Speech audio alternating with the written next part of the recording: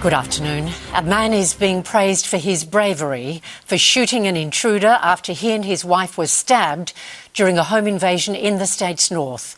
The couple didn't know their attacker, with police now investigating why they were targeted. Clementine Cuneo reports.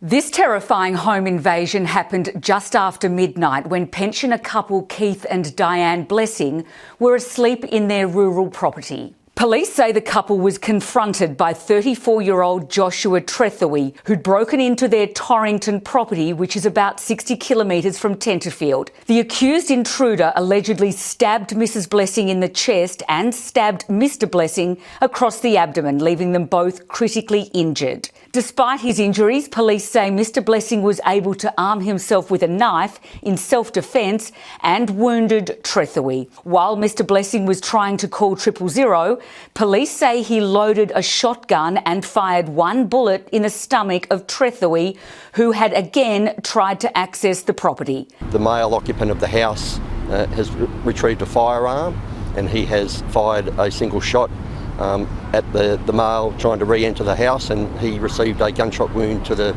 abdomen. Police today praising the bravery of the homeowners. He certainly did his best, obviously under very difficult circumstances, to defend himself and his partner. So it was quite impressive that he was able to do that, given the extent of the injuries that he had suffered.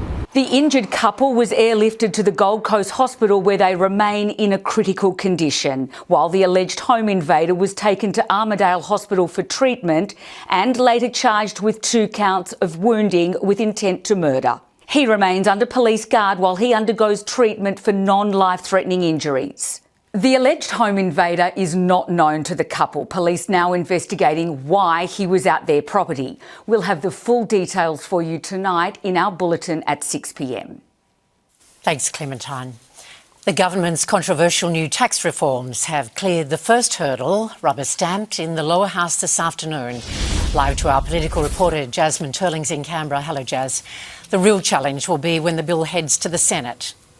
Yes, good afternoon. And the government needs the support of the Greens to get this legislation through the upper house. But today the opposition is talking up an unlikely alliance with the minor party to split it. Now, the government pushed through the legislation which bundles the changes to capital gains and negative gearing with the instant tax deduction and offset this afternoon. Now, it's done that to accuse the opposition of not backing the latter. But now the Greens have flagged concerns about the level of ministerial discretion in the bill. Take a listen. The government has put like a secret backdoor in their legislation to literally, undermine any of the, very minor changes that they're putting to tax wealth. This is standard practice for tax legislation. Unfortunately, yet another beat up. The Greens are rightly alarmed, as the coalition is rightly alarmed. And so we're going to apply maximum pressure and leverage. Now, meantime, both sides of politics have come down strong on Washington's proposed new 12.5% tariffs on Australian exports. Trade Minister Don Farrell met with his US counterpart on the sidelines of the OECD in Paris overnight to reinforce Australia's position that any tariffs are unjustified. But the justification from the United States: countries are not doing enough to stop the importation of forced labour. But it's also convenient timing, with Donald Trump's original 10% tariffs due to expire next month.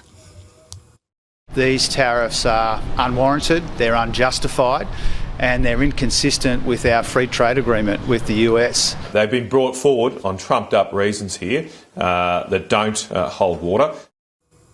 Now, we understand exports on Australian beef and gold remain exempt under these new proposed tariffs. Anne. Jasmine Turling's in Canberra. Thanks, Jazz.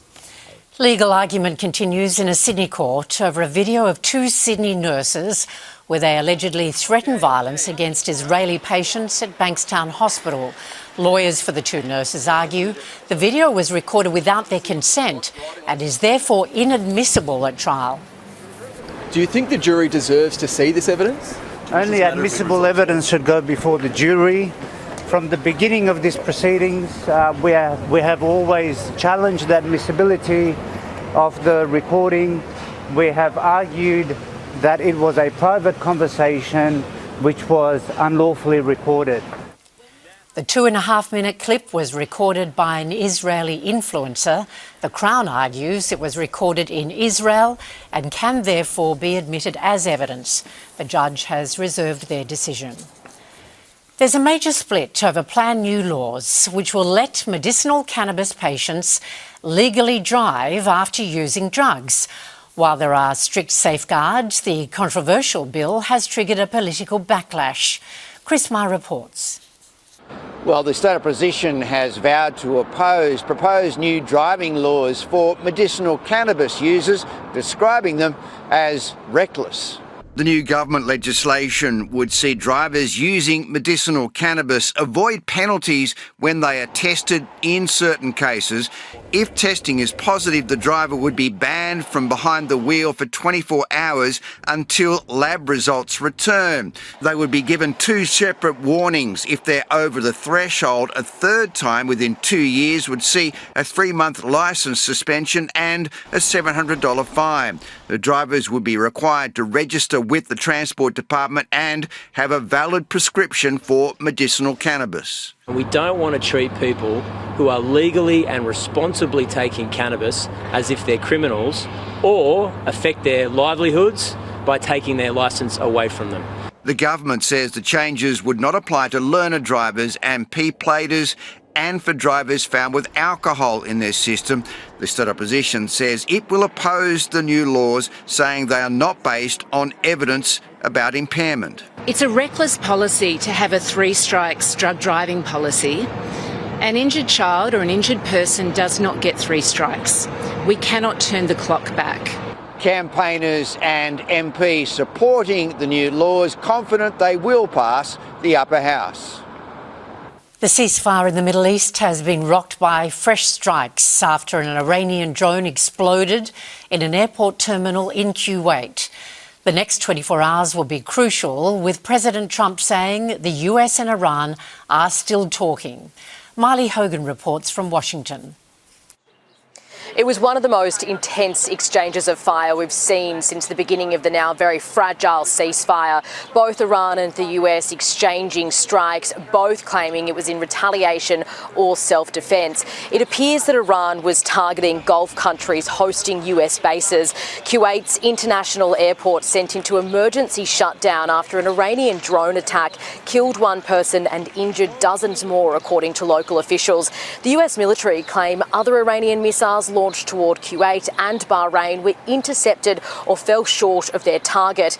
It follows the US launching its own set of strikes, targeting a military base on an Iranian island and an oil tanker in the Strait of Hormuz.